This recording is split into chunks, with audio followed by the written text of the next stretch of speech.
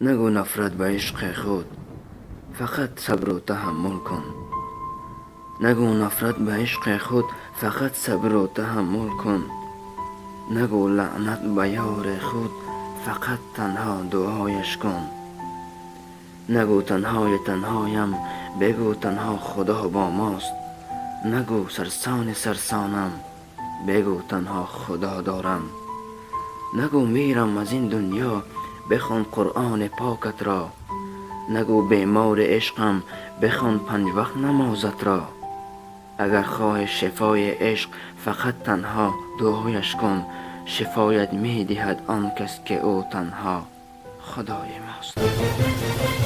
الله الله الله الله الله الله کن یادی الله الله